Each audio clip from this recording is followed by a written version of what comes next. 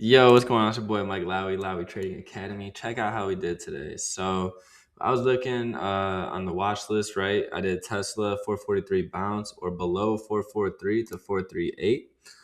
So Tesla today, you can see that we went below 443. All right, that was actually the best trade of the day to 438. Right, so I had that initial on there and you actually could have taken it twice. What happened to me is I actually grabbed it on the 2 minute time frame, and I had entered right here at this pullback, right, and then I took profits here. So that was my trade. That was more 4415 to 438. So still a great move. I mean, solid move. But after that, the bigger picture was that retrace, right? So my thing is is on the 5 minute. Sometimes I forget to zoom out, right? I forget to zoom out myself. But if I just waited and watched the 5 minute, if I just waited and watched the 5 minute, you could see clear as day that we broke below, we're pushing down, and we don't have a solid pullback yet. Now, was entering here slight FOMO? Probably. It probably was, and that's why I was on the 2 minute. I was zoomed in. I wanted to trade. It broke right below, and I was like, "This is it. I want it." But I also need to take a step back, wait a minute, let it switch to the 5 minute, just stay on the 5 minute. Don't even switch to the 2 minute, honestly.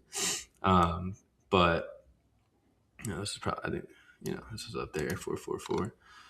But, even pre-market lows is just simple break and retest the pre-market lows too. So there's multiple ways you could have traded it today. But that 5 minute would have caught me a bigger trade instead of just,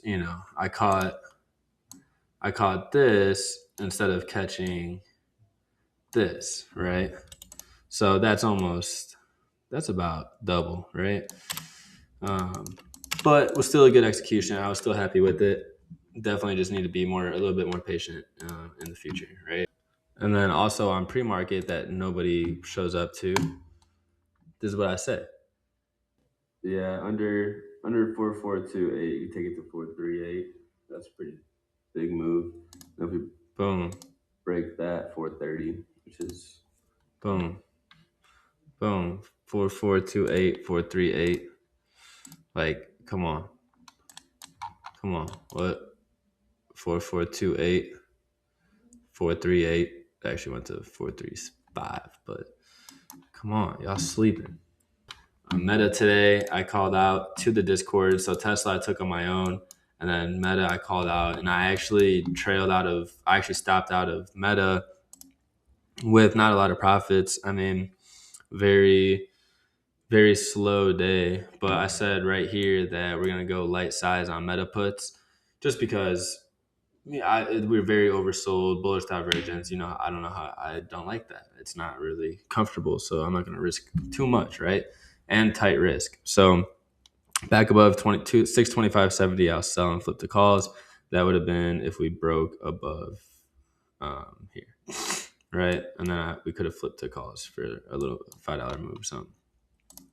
So should be green here on Meta. We break the 622. We should be good to 618, right? So 622 is where we were at, and this is when we grabbed.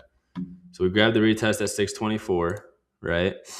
And then under 622, I said we're good for 618.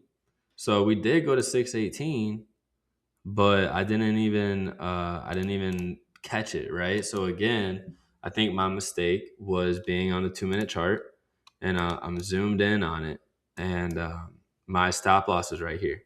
So entry was here, and then stop loss as soon as we broke this level was right here. So really, I was still in profits, right? But I added. This is how I was looking at it, and I added these levels. I'm like, okay, as we're trailing it, clean break. Let me set here a stop loss. But really, on the 5 minute, it's just a clean break and retest, right? And then it never actually, break and retest here. But even right here, honestly, that's a pretty sketchy. It's a pretty sketchy candle, right? So it broke.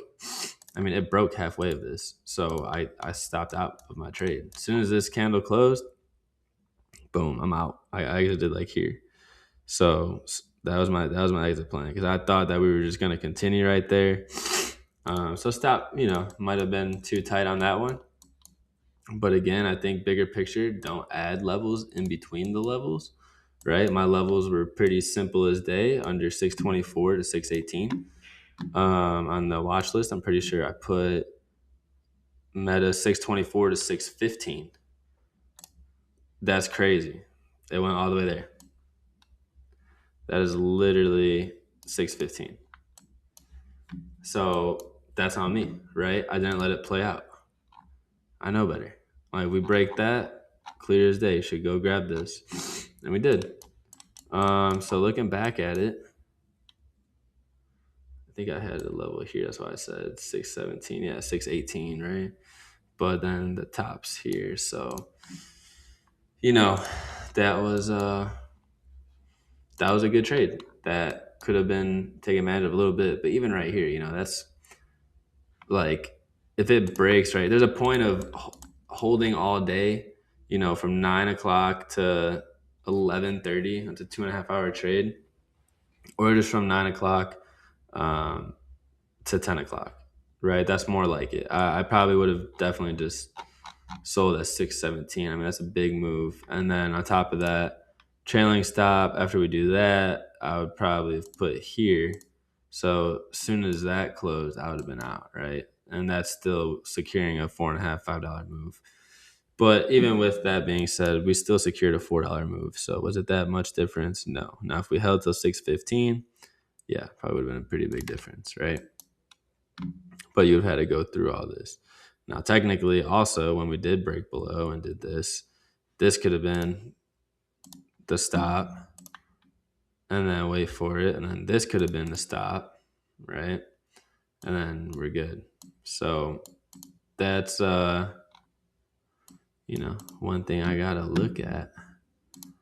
Even on the 2 minute, I'll stick to the 5. Yeah, the 5 is still an evening star right there. So, I mean, that and confluence with a resistance, and you still have more to go down. So I need to trust my trades clearly more than I do, and we still make money, but I feel like I could be doubling my money. So personally, I'm gonna go a little bit more risky this year, and kind of go for a all or nothing kind of, like, if we're gonna go to full TP or I'm not gonna exit the trade. So we're gonna see how that goes, or I'm gonna break even. I'm not gonna say not exit the trade, but full TP or break even, or possible just stop out. And that's going to be what we do from now on. And then what else did I say? AMD. Let's go to AMD. What happened with AMD? Okay, AMD again with the resistance at 223. Nothing happened. Bounce or above 223 to 226. Yeah, nothing happened on AMD. And then Microsoft 465 to 458. Bruh. Bruh.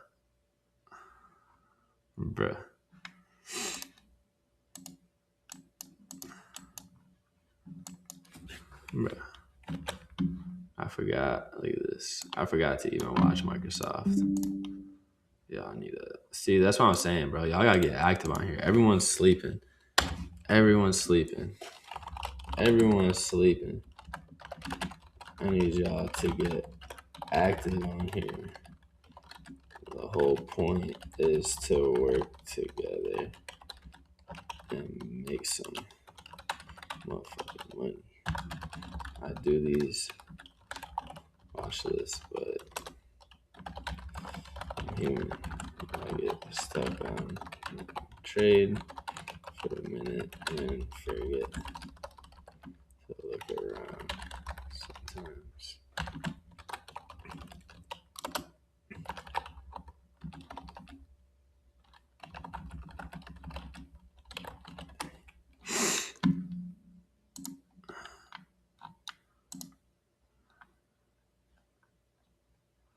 Yeah, that was crazy.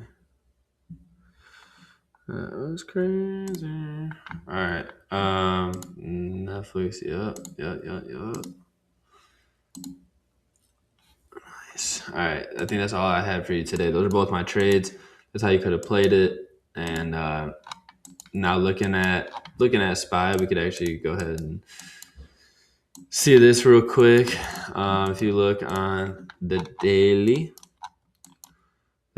we actually have um, this right here. So this pattern is called a rising wedge. And I could actually take it there. So we broke out of it and then came back in it. However, this could be the retest. Look at that. Smaller time frames. That's the retest to drop. So 679 would be TP1, 669 TP2, 650 TP3. So I might try. I might mess around. I might risk me some money for some swing trades. I kind of want to start swing trading more too. I feel like if I could, I opened a couple different accounts this year from profits of last year. So now I'm gonna, you know, multiply in multiple different ways. So that's the goal of it, right? I want money constantly making me money. That's it, just nonstop. I go to bed. I wake up. I'm making money. I mean, I'm doing that now, but now I'm trying to multiply it by 5. So we're going a little bit more heavy risk this year, and it's gonna be fun. It's your boy Mike Lowry. Let me know if you have questions. Like, comment, share, subscribe. Appreciate you.